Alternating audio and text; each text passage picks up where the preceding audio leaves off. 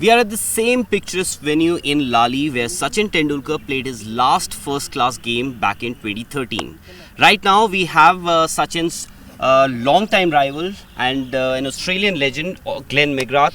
Glenn, my first question, Virat Kohli and Sachin Tendulkar, who would you have preferred to bowl to? I would have preferred to bowl to both of them. You know, they're obviously both quality batsmen. Sachin's one of the best of all time. Virat's got the potential to get up there. So I love bowling to the guys who are classed the best, and they're both classed as the best. There's no doubt about that. Virat #1 in the world, currently in Tests and One Days. So yeah, Virat's not a legend or a great yet. He's only halfway through his career. To compare him alongside Sachin, I think is a little bit early, but he's got that potential. And we saw that at EDGBASTON, Virat actually made a few adjustments, maybe mentally, technically. You think that makes a difference, that separates him from the rest? Because the other Indian batsmen were clearly clueless. Some of them were tentative, some of them were poking at the deliveries going outside the off stump. So is it that he's mentally and technically better than the rest? Well, I think he's mentally tough. There's no doubt about that. He's a class player. You still have to have a little bit of luck, though, don't you? And he had a little bit of luck in that first innings where he got dropped. If they took that catch, it could be a whole different story. But then you have to go on and make the most of that opportunity, and Virat did that. He started leaving balls that previous tours he may have played at and got an edge to. So, your quality players will always be able to adapt and learn from their mistakes previous tours and what have you. And it looks like Virat's doing that. And the Indian batsmen, is it the seam that is troubling them, or seam and swing both that is troubling them at EDGBASTON? Well, in England, in England, it's always going to seam a little bit more and move a lot more than what it does here in India. And batsmen need to adapt and adjust. And it's tough. Sort of, you've got to work out which ball to leave, which ball to play. And in England, if you're playing at balls that you should be leaving, there's a big chance you're going to nick it. So, hopefully they'll learn from that first test match and won't make the mistakes that they did going forward from here. You've been part of an Australian team that was very, very successful. Each and every player was a match winner in himself. Virat during his tenure as a captain hasn't played the same 11 in any of the tests. Does that send a sense of insecurity amongst the players? And as far as how do you rate his captaincy? We all know what he can do with the bat, but as far as his captaincy is concerned, yes, he has won a few matches, a lot of matches, that too in India. But how do you rate his captaincy? Yeah, it's interesting that there hasn't been the same 11 on the field. You like to have the same team, same unit. You learn to play alongside each other, how everyone works, how we all fit together. And when you've got a winning unit with the same 11, sort of 12 players, it makes life a lot easier. So, it's interesting in that respect. Virat, I think, he's a quality captain. He leads from the front. He doesn't take a backward step. He's quite aggressive. When he's playing well, he's fine. Mm-hmm. When he starts underperforming, if he does, he did go through a stage where he didn't score many runs, and I think it had a little adverse effect on his captaincy, the way he went about it. But while he's scoring runs, and if the team's doing well, he'll be fine. Well, you did mention about in England the ball seams a lot, and Shane Warne has been a very successful spinner in England. So does that actually help if the ball is seaming, because it actually helps the spinner to get more bounce out of the track? And, and Ashwin, the way he bowled there. Yeah, so I think Shane Warne always said if the pitch seams, it'll spin as well. And he's very true. So Shane's always done well in England, performed well, turned the ball, he's got good control. So if the ball's seaming, the spinners can come in and play as well. And Lords, what do you think Indian batsmen should do? Rather, of course, they have to bat well. But what exactly is lacking? Is it the lack of application, or the Indian batsmen are under-prepared to deal with the English conditions? I'm not sure. I saw little bits and pieces of the first Test match, so it's hard for me to comment on how the batsmen went about it. But at Lords, it's a very special place to play, home of cricket. There is a big slope across the pitch, which makes a big difference. So from a bowling perspective, you've got to adjust a little bit, and from a batting one, you also have to as well. Sometimes the ball's coming down the slope into the stumps, so the batsmen have to be very watchful.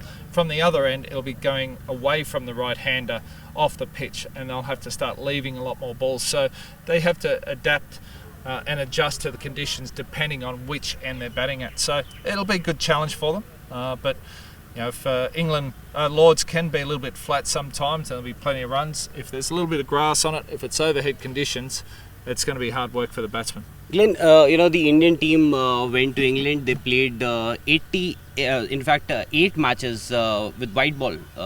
But then when it came to the tests, they had a few days off. Do you think, with the Duke's ball and that to a red one, you have to make adjustments? Probably is that where Indian team could have done better? They could have practiced more with the red ball, perhaps played a couple of more practice games. That would have helped their cause.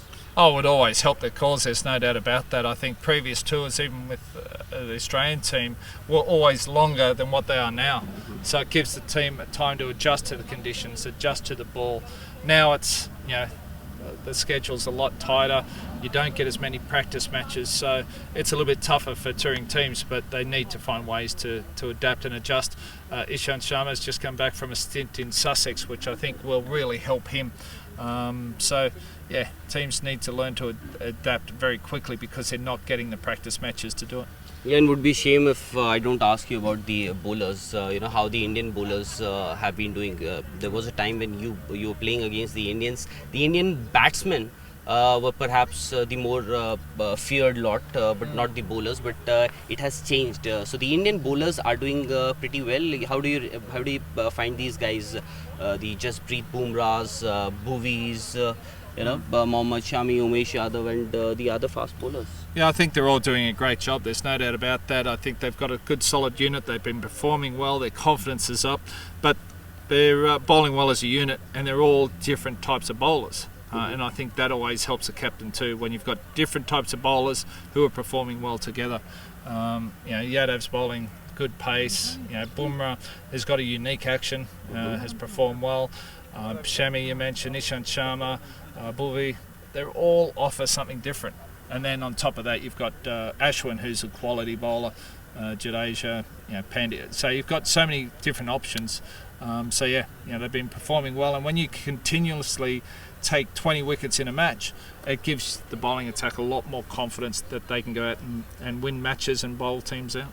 And I don't know if you do get into predictions, but if you have to put your money on one of the teams, what would be your prediction as far as the Lord's Test is concerned and the entire 5-test series? Yeah, I think to go 1-0 down on a touring series is very tough. I think India are going to find it tough to bounce back from here.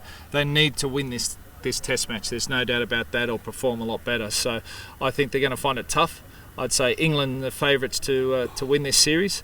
We'll see what happens. Scoreline? There's always a bit of rain around in England, is it? No, I don't know if India can win a game, that'll be good. So my prediction is for India to win at least one game. And later in November, India would be touring Australia. Obviously, Australia is without Steve Smith and David Warner. So does that affect the team? And as far as the bowling unit is concerned, the Australian fast bowlers, Pat Cummins, Mitchell Starc, and of course Hazelwood, they're not in their prime fitness, perhaps. So that evens out any, or because the India would be touring. India would be the visiting team. Yeah, I think Australia needs their bowling attack performing well. All three fast bowlers have been injured. Need them back performing well, and Nathan Lyon. If we've got that, at least there's a bowling unit there that can take 20 wickets. And then it's up to the batsmen. The hole that Steve Smith, Dave Warner's left, is going to be very tough to fill. But it's a great opportunity for young batsmen. If they can get out there and perform well, they could cement themselves a spot in the Australian team. So it's going to be an interesting series. I think Australia will still win 4-0. No, I'm kidding there. I think without Steve Smith and Dave Warner, it's going to be a close series. Australia have to play very, very well if they're to win. Glenn, one last question. Obviously, we know about the Indian fast bowling unit, the Ishant Sharmas, Umesh Yadavs, and other. But what about the youngsters, the young crop that is coming up? Because you've been supervising a lot of these youngsters, in fact, for the MRF Pace Academy. No, exactly, and I've been very impressed with the young guys coming through. We've got a few at the moment in India A, Khalil Ahmed and Prasid Krishna. In the one days are going well, but I've been very impressed with Ankit Rajput. I think he's a quality bowler. I like the way he goes about it. He can bowl all day, bowls good areas, and his thought processes are very good. So I think Ankit's one of the guys who can go on and play for India for a long time. So it's been nice to see him get an opportunity. And there's other guys coming through in Basil Tampi who's done well in the shorter version of the game. Avish Khan. There's so many other guys I can mention. So a lot of ability, a lot of talent, and just on the verge of playing for India. Glenn, it's always a pleasure to talk to you. Thank you so much.